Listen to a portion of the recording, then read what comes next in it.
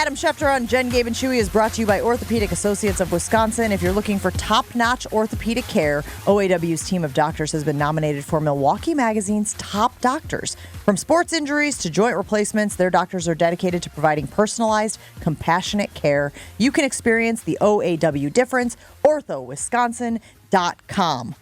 Always enjoy chatting with our friend Adam Schefter. Adam, how are you doing this week? I'm doing great, but here's my question. Did Chewy get a haircut, or is he just not wearing a hat today? What's going on there? You get a haircut or not wearing a hat there, Chewy? A little bit of both. Is that always okay? Yeah, so Wednesday you always have the hat on. Oh, that's right. a good point. Very observant, Adam. The problem is I was so backed up with so much work yesterday that I wasn't able to work out. Thanks So for Tuesday clarifying. got pushed to Wednesday. So very So observant. cardio day is going to be tomorrow instead of today. No, I gotta go shoulders, then chest tomorrow, then back to shoulders. Meathead talk. Chewy does look like he's still in very good shape. I will say that. Oh, he is, Adam. Like Jay Williams was here during the NBA Finals a couple of years ago, and when he was following us out to like the main area of the office here, he just could not get over how much bigger, because they're both former professional athletes. He couldn't get over how big and how in shape Chewy was. Well, Adam, I'll lead into this. The passing of Larry Allen, we didn't know what happens yet, but I had a handful of guys that I played with throughout the years that got really big and passed away at such a young age. It scares you because when I was done playing, probably 5 years after, I was probably 30 pounds above my playing weight. Wow. And then all these guys started passing away. Larry Allen was the nicest guy, and I believe, and Adam, you tell me your opinion, I think he was the best interior lineman to ever play the game. Sean Payton, the Broncos head coach, told a story yesterday that he speaks to Bill Parcells all the time, and they like to have a contest where they basically pick the all-star team of Hall of Fame players. So you look at all the players in the Pro Football Hall of Fame, and you say, who would be on our all-star team? And Sean Payton said that he and Bill Parcells deduced that Larry Allen would be the unanimous left guard selection. Unanimous. So you're talking about the best left guard who's ever played in football. And he was a guy that could play guard, tackle. I'm sure he could have played center too, and probably did at some point in his career, if I'm not mistaken. But could have played anywhere on the offensive line, could have been dominant anywhere he played on the offensive line. He was big, he was strong, he was fast, he was everything you look for in an offensive lineman. And again, you're talking about probably the greatest left guard in NFL history. 52, by the way, 52. Yeah, I think he had two girls and a son. Man, just the nicest guy. I played 3 Pro Bowls with him, and really soft spoken, and then just one of the nicest guys. It was so sad to hear the news. Yeah. There are some of those that you do hear that resonate with you more than others, and that's certainly one. They're like Larry Allen, 52. Yeah. Man, that's hard to imagine. Adam, let's pivot to the Jordan Love contract, which we talk to you about almost every week, but there is a little bit of an update. And probably will be talking every week until it's done, right? Correct. General Manager Brian Gutekunst said Tuesday on 97.3 The Game that they hope to complete a deal before training camp kicks off in July. Is that the timeline that you're hearing as well? I think that they would have to before training camp. Well, the problem is there are some timing issues with that. I think it's, if I'm not mistaken, early July 4th might be. So we're talking about a month. I think they got about a month. I think there's a dead window where people basically go away and shut things down. Okay, I just think that that's how it's going to be. And so if they want to get it done before training camp, trying to remember some of the conversations I had with various people, I think they're going to have to do it here in the next month more than that. I think there's a dead period in July where there's just going to be too many people gone on vacation that it's going to make it hard to do.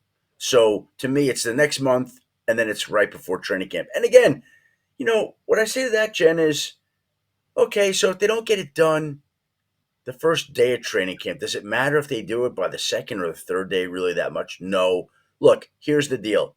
Jordan Love would like to do the deal. The Packers would like to do the deal. And I think we all could agree that they want to get it done sooner rather than later, ideally in the next month before people go on their vacations. And then, if not then right away, right when you get back to training camp. It doesn't have to be before training camp opens. There's no deadline, but that is something of an artificial deadline. And if it's not done then shortly thereafter certainly would be preferable. And we think that Jordan's obviously going to be getting a big contract. We saw a big contract come down to Justin Jefferson earlier this week, $35 million annual average value. When it comes to wide receivers, Adam, are we reaching a breaking point, or is that number just going to continue to climb higher and higher as the cap goes higher and higher? Well, it'll climb higher and higher as long as there's a player that pushes the envelope that makes it go higher. I don't know what wide receiver out there right now is going to make more than Justin Jefferson today. Now, 2-3 years from now, could Malik Neighbors do it? Could Marvin Harrison Jr. do it? Yeah. Give me a guy in the last draft class or two, I'd have to think and look over the numbers here, that is going to make Justin Jefferson's number extinct. I don't know who that guy is right now that does that. Give me an idea. Like, honestly, the next one I could see would be one of the wide receivers from this past draft class. Who are the rookies this past year at wide receiver? Marvin Harrison, Malik Neighbors. Yeah. No, but what about a year ago? Puka Nacua had the best. I mean, he had the best, rookie wide receiver year. But I don't see him surpassing Justin Jefferson. Well, but here's the thing: if Puka were to do that for 2 more years, yeah, he would. He would. He has a chance to. But the problem he has is Matthew Stafford going to be playing for 2-3 more years? I don't know. We'll see if that happens. But if Puka is out there producing at that level for the next 2, yeah, he would be a guy that would pass that at that point in time. Yes, he's got a chance to do that, for 1 year. He's a third of the way there. A lot, still a ways to go for him. But, I look at some of these other guys like Marvin Harrison Jr. and Malik Neighbors and Rome Odunze, and we'll see what kind of pros and NFL players they turn out to be. But if they are as great as pro personnel people think they are, then those guys to me would be the next natural wave of wide receivers, particularly, 3 years from now, when the money goes up greatly, that would have a chance to beat that. Chewy, you look at these deals right now, right? Can you imagine being a player now, right? Like, what did you make? What did you make in your last or best year as a let me guess. In your best year with the Green Bay Packers, you made $800,000 as a guess. My best year? Yeah, No, my best salary. year, I was the highest paid, and it was me and Wesley Walls. Wesley Walls had just signed my 2 million, best 3 million? $4 million a year. And I was the highest paid tight end. Yeah. Not for long, at but 4. yeah. At 4. And now, if you're a good number 2 tight end, you can make 4. Yeah. Crazy. Good number 2 tight end. You were a man ahead of your time there, right? Like, you should be very disappointed with your parents that they didn't wait another 15 20 years. to have you. You could have been a miracle baby, Chew. That would be getting past the goalie. Adam, in regards to the other quarterbacks like Tua and Prescott, are they as far apart as Love is? Have you heard anything on those fronts? Tua, they've been talking, and my understanding is they haven't gotten overly close yet. And Dak is not close. That's nowhere right now. We'll see if that heats up at all. And I think the quarterback that may wind up with the next deal maybe would be Trevor Lawrence. Maybe. But again, no deal there. And these things can come together very quickly. So even though we don't appear to be close today, for all we know, by the end of the week, we get a quarterback deal, or in the next few weeks, we get a quarterback deal. But those are the guys that we're all looking at right now. Love, Lawrence, Tua, Dak. Are any of those guys in the realm of Jordan Love, though? Because we have talked on this program about how the league has now incentivized guys to wait, right? Wait for some of these other guys to sign deals because the trend is up and over, up and over, up and over.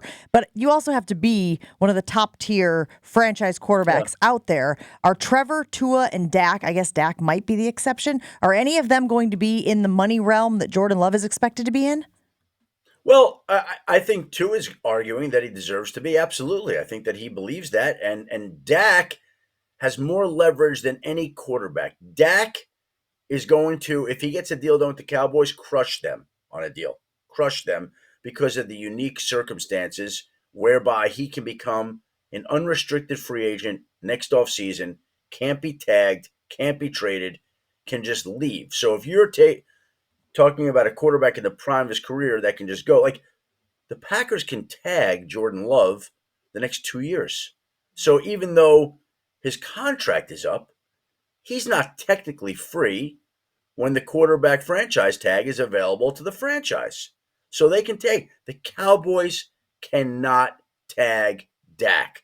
So he can just say to them, thank you for your offer of $55 million a year average. I'm not taking it. I'm going to get to the open market and let's see what I'm worth there. So that is an extraordinary amount of leverage that Dak has over Dallas. None of the other quarterbacks have that type of leverage right now. So now, Jordan Love is a great young quarterback, and they're going to pay him like a great young quarterback. But Tua and his people would argue that they deserve as much as Jordan Love. I'm just telling you, that's what they believe. And Trevor Lawrence's people, we might not think it, but they'll argue that he deserves to be paid like that. So I look at them all in similar categories, all comparable. I think that Jordan Love ultimately will wind up coming in the highest, but those other guys will make cases for their players and their clients every time. So I guess what I'm getting at is there's incentive for Jordan Love's camp to just wait, right? At least for the Dak Prescott thing to...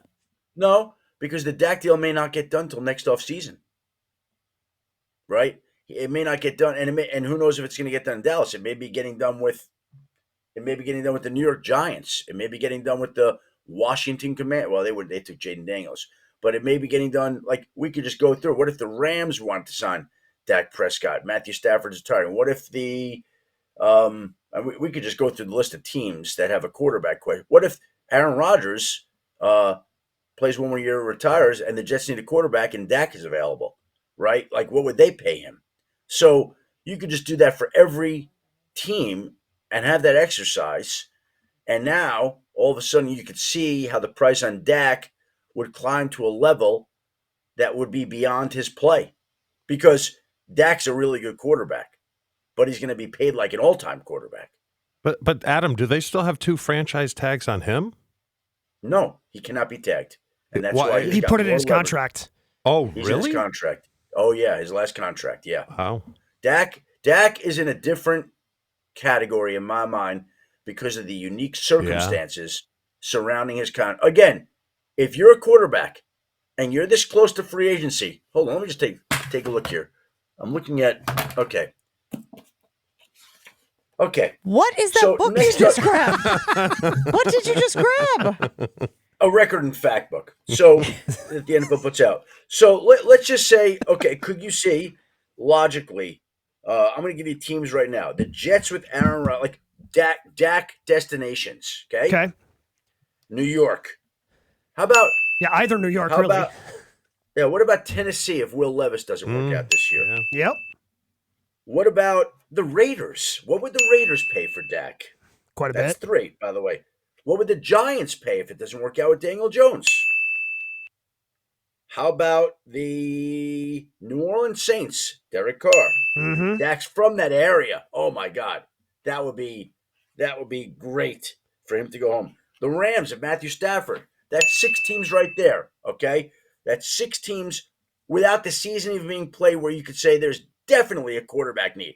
So if you're a quarterback at Dak's age, hitting the free agent market and can sign wherever you want, go to anywhere without being tagged, what's the price for that quarterback? And that is what Dak has played himself into and negotiated himself into, a situation. He can't be tagged. He can't be traded. He can become a free agent. So what does Dallas have to pay him to prevent him from hitting that free agent market where some team is going to give him, I'm making this up, and I don't think I'm far off, 5 years, $300 million, $275 guaranteed. I know it's off the top of my head. I might be low. Who knows? So because he's put himself in this spot, like he doesn't really affect anybody else, right? Because he has just created he's got a lot of leverage. leverage. Is it like the Deshaun Watson thing from a few years ago where you were like, well, just because the Browns wanted to pay him funny money doesn't mean the rest of the league is going to bow to it. Yeah, well, again, he might be in a category himself, but when the deal gets done, let's call it 60 for argument's sake. Let's say he gets done at 60. I can tell you this. Then every other top quarterback that becomes a free agent is going to say, I want to make more than Dak Prescott. So he is in a separate category than Jordan Love and Tua and Trevor Lawrence and any quarterback angling for an extension today. And those quarterbacks could wait for Dak to do his deal. But Dak probably is not landing that mammoth payday until next offseason if he's waiting. Right? And so if you're Jordan Love, and that's, by the way, to me, that's part of the Packers or Jaguars or Dolphins' motivation to doing a deal now. I'd rather do a deal now before that Dak deal gets done next offseason. And if I get Jordan Love at, what's the number, guys? Give me a number. What do you think? 52. Yeah. 52. If I get Jordan Love at 52 and Dak's coming in at 60, maybe It'll feel more. like a steal. That's it. Mahomes at 45 is suddenly a steal. I know. Well, guess what? He's If coming and up. when- If and when Dak gets 60, there's a knock on Brett Veach's door. Who's that? Oh, that's Patrick Mahomes' agent. Hey, he wants a new deal. Adam, it is really good insight. We appreciate you laying it all out for us as we continue to watch and wait on the Jordan Love extension with the Green Bay Packers. Have a great one, sir. Have a great week, everybody. Take care.